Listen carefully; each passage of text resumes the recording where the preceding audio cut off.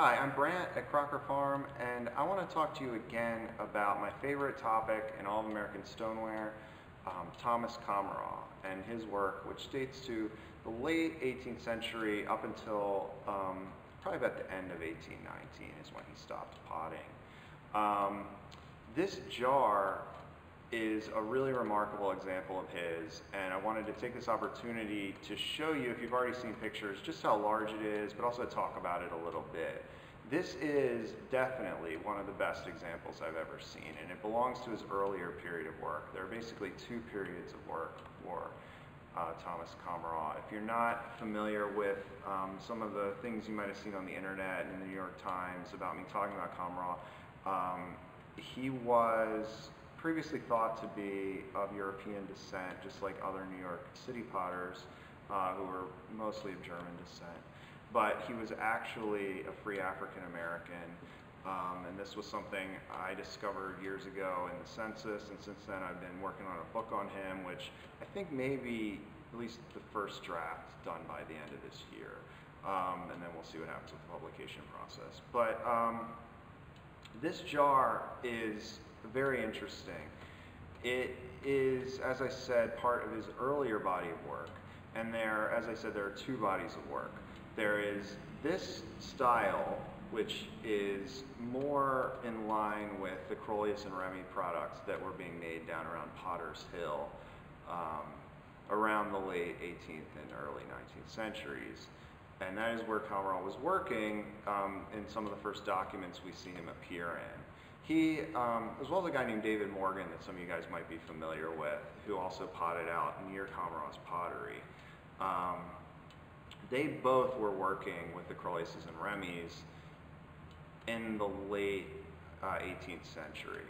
And in 1795, actually, there's a little lecture that Mark and I are going to do up at the Gun Memorial Library and Museum on October 13th, and that's in Washington, Connecticut. So if any of you are interested, you might want to stop by. I'm going to talk a lot about Thomas Commeraw. We're going to talk about basically four potters who are all working in 1795 around that area: Thomas Commeraw, Clarkson Coerlears, John Remy III, and Henry Remy. And that should be pretty interesting. There's going to be a lot of new material. But anyway, I'm getting off topic a little bit. But up until around the very early 19th century, and I've recently been able to pinpoint the dates pretty firmly, Commeraw was making this style that was similar to Coerlears's and Remy's work. And you can see here it's got an incised design, hand incised by him. It's got a mark here, Coerlears hook, which is somewhat different than the spelling you usually see on his work. The more common pieces, the later pieces. Those, Coerlears is spelled without the first E.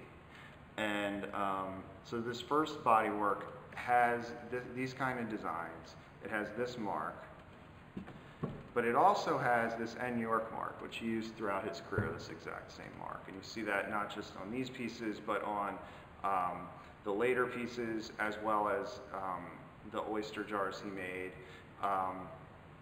And the second body of work is the one most collectors are probably most familiar with. It's a more standardized production style where he had given up the freehand designs and decided to stamp his designs. And you'll often see crescents. They're basically with little tassels coming down that are like a federal drape design. It's just a take on what was a standard federal design. And then you'll also see double ones, which are supposed to be, I think, like a ribbon. And there's sometimes called a clamshell design, things like that. And these are some of the rarest examples of New York City stoneware there are. These are personally some of my very favorite pieces of American stoneware, this particular body of work.